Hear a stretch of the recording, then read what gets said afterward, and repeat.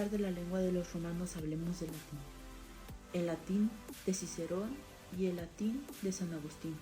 El latín de Cicerón era considerado un buen latín y el latín de San Agustín era considerado una lengua escrita. Durante 5 siglos no hubieron cambios en la lengua, algo que se nos hacía bastante raro. Cicerón pasó a ser un ejemplo o un modelo de seguimiento para San Agustín para poder escribir sus escritos, y San Agustín pasó a ser un ejemplo para los europeos, donde estaban la mayoría de los escritos. Al final del siglo X fue cuando prácticamente toda Europa occidental, todos los escritos estaban prácticamente en latín. Los romanos toman posesión de la península ibérica. No todas las lenguas prerromanas habían muerto, pero sí, el latín ya predominaba. Un hecho importantísimo que nos menciona la historia se remonta en el año 139, cuando un caudillo de la resistencia lusitana fue asesinado a traición. Su nombre, Viriato, como podemos observar las imágenes. Numancia, un pueblo que hizo un suicidio colectivo antes de ser sometidos por Roma, prefirieron la muerte. Muchos de los pueblos conquistados perdieron su lengua, pero hicieron a la lengua latina suya. Me imagino que todos saben la dichosa frase, todos los caminos llevan a Roma. ¿Por qué creen que sea esta frase? Bueno, les explico. Hoy en día hay tramos de la enorme red de carreteras que fueron construidas en ese tiempo. En todas partes se adaptaron a la misma forma de vida, religión, costumbres, tradiciones, cultura, lengua. En todas partes se tuvo que aceptar la religión de Roma. En casi todas partes la religión pagana fue sustituida poco a poco, y en el año 313 fue cuando por fin, bajo el mando de Constantino, la religión cristiana pasó a ser la religión oficial del imperio. Se dice que el imperio romano es la base del cristianismo, pues dicen que Dios los hizo en una sola sociedad y esperaban su llegada. Bajo el imperio romano se construyeron edificios para glorificar a Dios.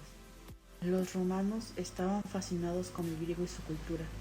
El griego se oía por todas las calles de Roma y se hablaba más que el latín. No hubo ningún escritor griego que escribiera en latín. En cambio, el emperador Marco Aurelio, nacido en Roma, como pueden ver, escribió en griego. La lengua imperial fue el griego. La porción del imperio en que predominó la lengua de Roma se llama Romania, y la disciplina moderna que estudia las vicisitudes del latín en esas regiones se llamaba filología románica. La Romania actual consta de 5 países: Portugal, España, Francia, Italia y Rumania. El latín era la lengua dominante en provincias como Cartago, de donde era San Agustín, y Panonia, de donde provenía San Jerónimo. Ahora hablemos de la Hispania romana.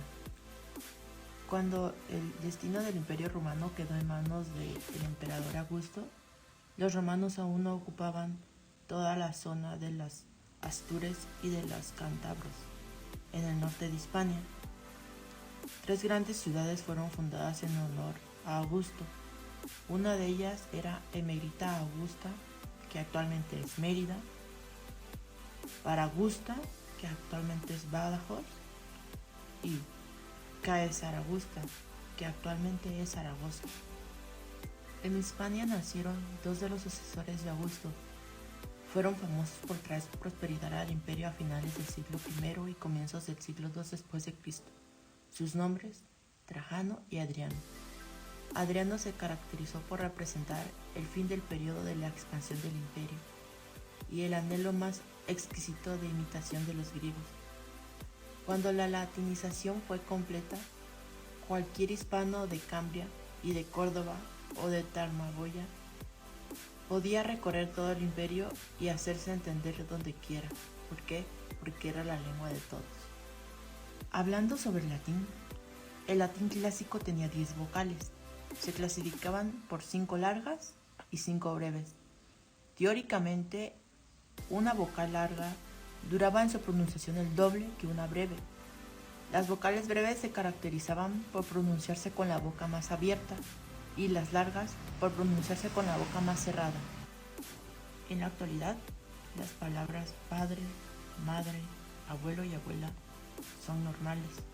Sin embargo, hay lugares geográficamente donde estas palabras son sustituidas por mamá, papá, abuelito y abuelita. Es como si habláramos como un niño pequeño. En la antigüedad se decía abuela, abuelo, pero empezaron a decir abuelita, abuelito, y la palabra abuela y abuela desapareció. Ahora hablemos un poco de los árabes. Bueno, de la España árabe. Hace tiempo existía un reino llamado Godo, el rey Rodrigo, el cual fue el último. Fue derrotado por los invasores denominados moros, lo cual significaba musulmanes o infieles. En el año 718, toda la península se hallaba sometida por los musulmanes. La caída de Hispania fue el auge y nacimiento para el Islam, con Mahoma, el llamado profeta. La gira marca la fundación del maometismo, la cual tuvo lugar en el año 622. Cuando los musulmanes se apoderan del reino visigodo, llevaban existiendo aproximadamente 89 años. Tenían dominado todo el norte de África, desde Egipto hasta Marruecos. Los historiadores modernos acababan fascinados por el dinamismo de esta expansión islámica y por la humanidad a la tolerancia, el amor al trabajo y a los placeres de la vida, de la cultura y el arte que nos mostraron los maometanos en todos los países que estuvieron. No se podría decir lo mismo de los visigodos. El Islam fue una religión en los países árabes. Se expandió por toda Europa. La civilización islámica había sido la fecundadora de la ciencia y la filosofía medieval. Eran buenos para todo lo útil como para lo placentero, como era la buena comida, la música y la diversión. En la actualidad, en el idioma español existen aproximadamente 4.000 arabismos. Bueno, existen algunos catálogos especiales de ellos, algunos estudios históricos y etimológicos sobre ellos, que podrían ayudarnos a comprender mejor qué es un arabismo y cómo es que nos sirve. Federico, un emperador que estuvo viviendo más como árabe que como alemán. En esos tiempos circulaban por Europa, en traducciones latinas, las obras de sabios hispanoárabes, como Averroes, que fueron decisivas para el desarrollo filosófico y científico, y hasta fantasías religioso-morales, como la musulmana escala de Mahoma, el profeta, muladís, mozárabes y mudéjares. Un muladí, desde el punto de vista cristiano, era algo vil, pues los muladíes eran los renegados, y el régimen árabe español es una política adoptadora, su tolerancia ideológica y, claro, su disposición por la convivencia. Los musulmanes dejaron que los antiguos pobladores siguieran rigiéndose por el fuego de los visigodos y nunca recurrieron a la violencia para hacerlos abandonar su credo cristiano. Los cristianos que lo hicieron, que eran bastantes, lo hicieron por su propia voluntad y conveniencia. La palabra mozárabe significa simplemente arabizado. Todos los pobladores de las ciudades cristianas y la mayoría de los habitantes de España y Portugal quedaron hechos partes del mundo árabe. Todos lo hicieron a la medida que pudieron. Todos los pueblos se arabizaron. ¿Por qué? Porque les gustaba su cultura, su forma de vida, su religión. Y si los mozárabes significaban los cristianos viviendo en tierra de musulmanes, los mudéjares son los moros que permanecieron en tierras que estaban siendo conquistadas por los reyes cristianos. Mudéjar, aquel a quien le han permitido quedarse.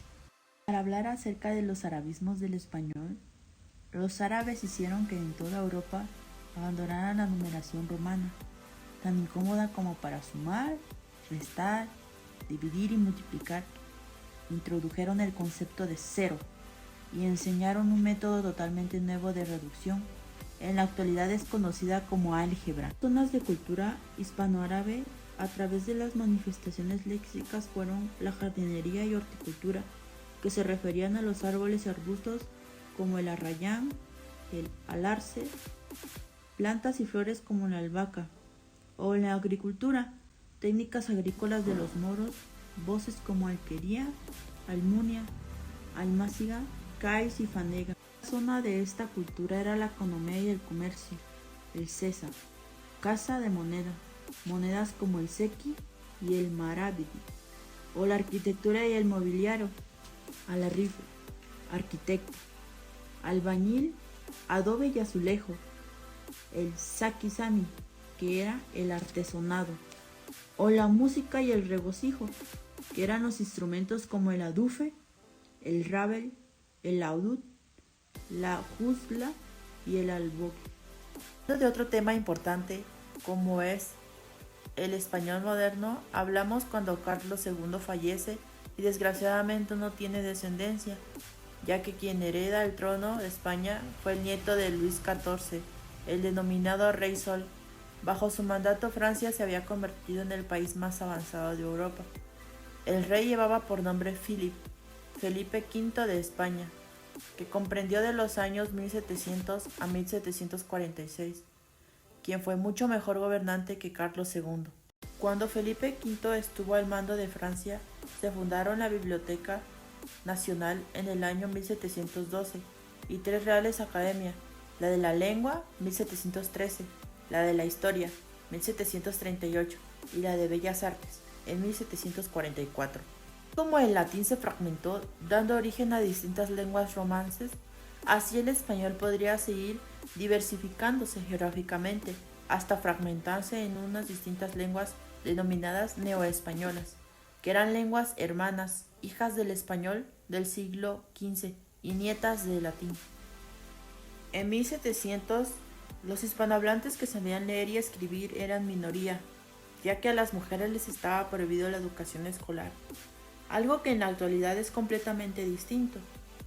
Todos los escritores hispanos son artífices de nuestra lengua y sus escritos constituyen nuestra literatura, como son Neruda y Onetti, o García Márquez, o Borges y Cortázar. La Academia Española, conocida como la RAE, ha tenido mucho que ver en la unidad de nuestra lengua. Durante más de 2 siglos, a través de sucesivas ediciones, su gramática ha sido la norma fundamental del uso de la lengua en toda orbe hispanohablante. La RAE hizo una edición a finales del siglo XVIII, donde ordenó quitar la H de las palabras como patriarcha, chimera, filosofía, teología, ortografía, y escribir patriarca, quimera, filosofía, etc. Y todos obedecieron, y hasta el día de hoy se sigue haciendo. En algunos casos que he visto, la Real Academia Española no ordena, sino aconseja. Un ejemplo es que admite periodo con acento y psicología con P, pero aconseja suprimir ese acento y esa P. Hay lugares donde escriben sin acento periodo y psicología sin P, y es totalmente válido.